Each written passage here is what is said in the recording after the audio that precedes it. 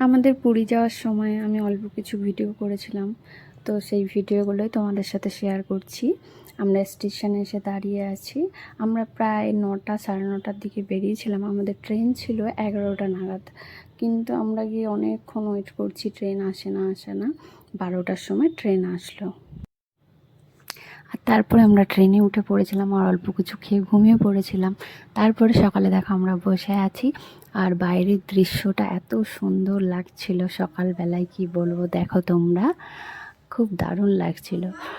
আর আমার সেরকম কোথাও ঘুরতে যাওয়া হয় না, খুব কমই আমি ঘুরতে বেরাই, কারণ আমি ট্রেনে বাসে যাই হোক, আমি গাড়িতে চড়তে আমার খুব কষ্ট হয়, তাই আমি খুব কমই বেরাই।